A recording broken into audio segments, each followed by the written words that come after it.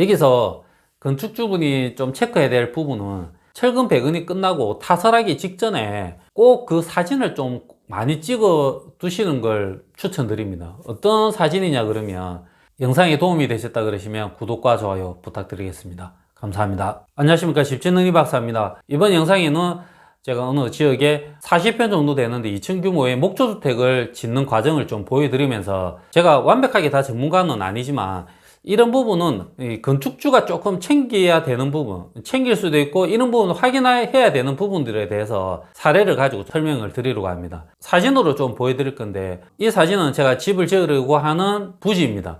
보시면 그냥 일반적인 택지가 아닙니다. 공장이 옆에 바로 있습니다. 공장이 마당 부분인데, 이런 땅들은 제일 먼저 해야 되는 게 텃파기를 하고 이렇게 해야 되는데, 여기는 조금 과정이 다릅니다. 우선은 바닥에 이제 먹을 넣고 카팅을 합니다. 이제 건물의 위치를 정확하게 잡아야 되는데, 이제 건축주분하고 또 설계 사무실도 계시니까 또 감리분도 계시고 다 상의를 해서 정확하게 건물의 위치를 저희가 명목임을 하고, 그 다음에 바닥에 지금 콘크리트 포장이 되어 있기 때문에 이 부분을 일부 덜어내야 됩니다. 그냥 굴삭기가 와서 바닥을 깨면 안 되니까 저희가 도로 카팅하는 기계를 가지고 다 카팅을 했습니다. 일정 부분 정원이 되거나 텃밭이 되는 부분은 콘크리트를 다 덜어내고, 어차피 그쪽으로 우호수 배관 라인이 지나가게 되어 있으니까 다 덜어내고, 건물에 앉을 자리는 지금 계획으로는 전체 다 덜어낼 계획은 없습니다. 왜냐하면 건물이 지금 기초가 매트 기초가 아니라 줄기초 형태로 되어 있기 때문에 이 줄기초 되는 부분만 잘라서 마당 콘크리트를 덜어낼 예정입니다. 사진처럼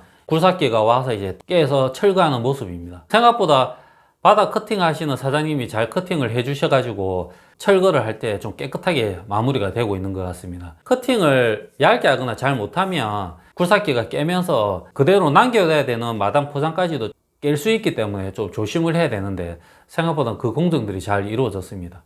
이렇게 굴삭기가 다 마당 철가물을 깨내서 이제 덜어내는 사진입니다. 이런 공장의 마당 포장은 대부분 이제 설계에 따라 조금 다르지만 대부분 철근 배근을 하지 않습니다. 대부분 이제 Y메쉬를 깔고, 사진을 보여드리는 것처럼 이런 겁니다. Y메쉬를 깔고 이제 저희가 콘크리트 포장을 하는데, 여기에는 이제 옹벽이 있는 일부 구간, 옹벽이 설치되어 있는 여기에 폭 한 3m 정도 되는 구간까지는 철근 배근을 하고, 이제 마당 중간은 Y메쉬로 시공해 놓은 상태였는데, 덕분에 제가 철근을 다 잘라내는 일이 발생을 했습니다. 조금 힘들었었는데 일단 다 철거를 한 상태입니다. 그리고 이제 저희가 기초 부분을 앉을 계획입니다. 기초는 목조주택이라 하더라도 당연히 철근 콘크리트로 하게 되어 있는데, 이 기초 부분에서 건축주분들이 좀 체크해야 되는 부분들이 있습니다. 제가 조금 이따 설명을 드릴 건데, 특별한 건 없습니다. 대부분 시공자나 뭐 감리자가 다 챙겨야 되는 부분이고, 제가 이렇게 형틀을 짜고 그 다음에 안에 단열재를 넣고 또 이제 철근 배근을 하고, 그 다음에 뭐 설비나 전기 이런 배관들이 다 지나가게 되어 있습니다. 예를 들어서 설비 배관이나 이런 거는 철근 배근을 할 때 같이 이렇게 공사가 이루어지고 마무리가 되는데, 전기나 통신 이런 배관들은 철근 배근이 다 끝나고 난 다음에 배관을 하게 되어 있습니다. 여기서 건축주분이 좀 체크해야 될 부분은 철근 배근이 끝나고 타설하기 직전에 꼭 그 사진을 좀 많이 찍어 두시는 걸 추천드립니다. 어떤 사진이냐 그러면, 철근 배근이 되어 있고 거기에 화장실 배관이나 싱크대 배관이나 우호수 배관들이 지나갑니다. 그리고 각종 이제 전기나 통신 배관들이 지나가게 되어 있는데, 그 사진들을 되도록 엄청 많이 찍어 두는 게 좋다고 생각합니다. 제가 왜 이런 말씀을 드리냐 그러면, 제가 집을 지을 때 제일 신경 쓰는 이틀이 있습니다. 하루가 이제 이렇게 텃파기를 하고 기초에 설비, 전기통신, 배관이 기초에 들어가는 걸 가장 신경을 많이 씁니다. 그리고 두 번째는 집을 다 짓고 난 다음에 우호수 배관을 연결해야 되지 않습니까? 이제 마당을 통해서 시우호수 배관으로 연결하는 그 배관 연결할 때, 그런 날에는 자리를 절대 비우지 않습니다. 뭐 예를 들어 배관이나 전부 다 확인을 하고 사진도 엄청 많이 찍어뒀습니다. 제가 다른 영상에서 한번 말씀을 드렸을 수도 있는데, 집을 지었고 난 다음에 뭐 전기나 안에 설비 이런 배관들은 나중에 보수가 좀 어느 정도 가능은 합니다. 뭐 전기 같은 경우에는 좀 간단하게 처리가 되고, 설비 배관이 조금 복잡하지만 그래도 어떻게 고칠 수 있습니다. 그렇지만 이렇게 기초 안에 들어가 있는 배관들은 사실은 좀 그것도 확인하기도 힘들고 보수하기도 상당히 힘듭니다. 하루만 지나도 설비 작업자나 뭐 전기 작업자 이런 분들이 어디에 배관이 어떻게 지나갔는지 잘 모릅니다. 그런데 몇 년이 지나서 나중에 그 문제가 생겼을 때 작업자를 불러가지고 몇 년 전에 공사한 걸 기억을 더듬어서 다시 작업을 한다.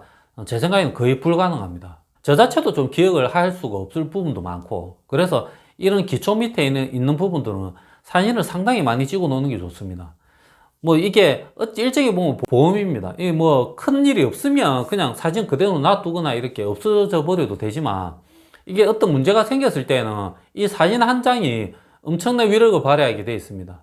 그래서 꼭 사진을 엄청 많이 찍어 두시길 추천드리는데, 이게 타이밍이 좀 있습니다. 타이밍이 엄청 짧은데, 예를 들어서 기초를 어느 정도 다 한 다음에 설비나 전기 배관이 마무리되는 시점하고 콘크리트 타설하는 시점하고 그 사이에 시간 차이가 별로 거의 나지 않습니다. 예를 들어서 오전에 철근 배관도 어느 정도 마무리가 되고 나면 한 11시 조금 넘어서서 전기나 설비가 들어와서 마무리를 해야 됩니다. 12시나 12시 넘어서 마무리가 된다. 그 사이에 타설하시는 분들은 이제 밥을 먹고 오게 됩니다. 대부분 1시 정도 되면 바로 콘크리트 타설을 합니다. 실제로 전기나 설비 통신이 배관이 마무리되고 콘크리트 타설할 때 그 간격은 많게는 1시간, 작게는 한 30분도 없는 경우가 있습니다. 그 짧은 시간에 사진을 다 찍어 놓아야 됩니다.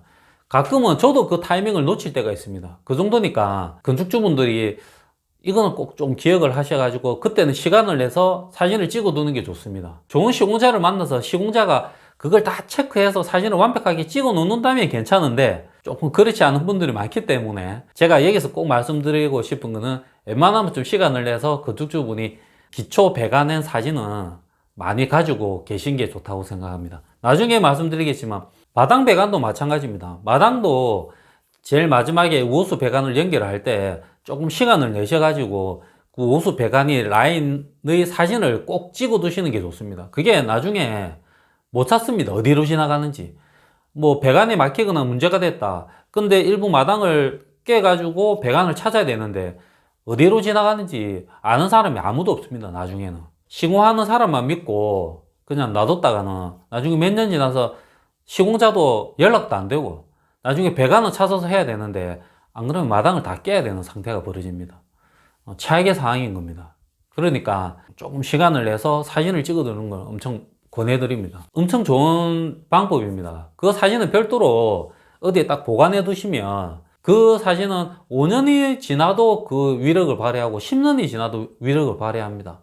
어떤 작업자를 데려와서도 사진을 보여주고 이 위치쯤에 배관이 지나간다, 이 부분을 조금 깨면 뭐 오수 배관이 지나간다, 우수 배관이 지나간다, 바로 확인이 되지 않습니까? 제가 계속 강조드리지만 기초 안에 들어가는 배관 사진과 마당에 들어가는 배관 사진은 꼭 사진을 찍어 두시길 권해드립니다. 저희가 이제 타설을 하지 않습니까? 이제 기초 부분 콘크리트 타설을 하는데, 기초 부분에 보면 이제 화장실 부분이나 이런 부분은 이제 다운을 하게 되어 있고 이제 평평하게 콘크리트 타설하는데, 이 수평이 좀 중요합니다. 제가 지금 말씀드리는 여기는 목조주택이지 않습니까? 목조주택인 경우에는 제 생각엔 기초 수평이 상당히 중요합니다. 기초가 기울어지거나 울퉁불퉁하면 나중에 목수들이 기초 틀을 잡을 때 상당히 애를 많이 먹습니다.